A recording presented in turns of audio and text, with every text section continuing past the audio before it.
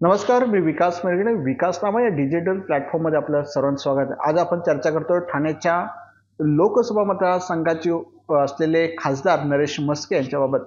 नरेश म्हस्के अनेक दिवसांपासून नवी मुंबई शहरामध्ये फारसे दिसून येत नाहीयेत. गेल्याच आठवड्यात जरी प्रॉपर्टी प्रदर्शन किंवा प्रॉपर्टी बिल्डर असोसिएशनच्या कार्यक्रमाला जरी नरेश म्हस्के उपस्थित असले तरी मात्र जर आपण बघितले नवी मुंबईकरांच्या प्रश्नांसाठी, समस्यांसाठी नरेश म्हस्के नवी मुंबईच्या राजकारणामध्ये कुठेच आपल्याला दिसून येत नाहीयेत. ठाणे लोकसभा मतदारसंघाचे शिंदेच्या शिवसेनेचे ते खासदार जरी असले तरी नवी मुंबई शहरासाठी नरेश म्हस्केंचं योगदान काय, असाच प्रश्न या निमित्ताने उपस्थित होताना दिसून येत आहे. गेल्या साधारणपणे विधानसभेच्या निवडणुकीमध्ये नरेश म्हस्के ना मंदा म्हात्रेंच्या प्रचारासाठी होते, असाही प्रश्न या निमित्ताने उपस्थित होते. त्यामुळे नरेश म्हस्के नेमकी आहेत कुठे, असाच प्रश्न या निमित्ताने उपस्थित होते.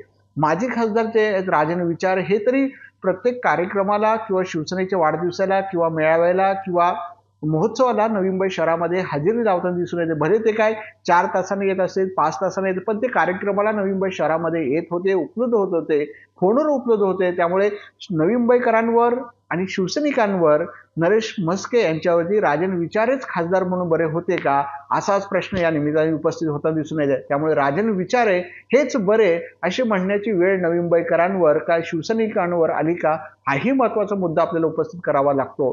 कारण ज्या पद्धतीने खासदारांनी नवी मुंबई शहरामध्ये येणं आवश्यक होते आणि लोकांच्या समस्या असतील किंवा लोकांशी समस्या सोडवण्याचा प्रयत्न करणं आवश्यक होतं. मात्र याच परिस्थितीमध्ये जर आपण बघितलं नरेश म्हस्के कुठेही आपल्याला दिसून येत नाहीत. समस्या मांडतात ते फक्त प्रवक्ते ठाणे शहरापुरतेच मर्यादित खासदार आहेत का, ठाण्यापुरतंच त्यांचा विषू आहे का, असे सगळे प्रश्न जे आहेत ते निर्माण होताना दिसून येते. त्यामुळे ठाण्याचे खासदार नेमकी कुठे, हाच प्रश्न आहे. त्यामुळे नरेश म्हस्के साहेब, तुम्ही नवी मुंबई शहरामध्ये या, नवी मुंबई शहराचे प्रश्न सोडवण्याचा प्रयत्न करा. धन्यवाद.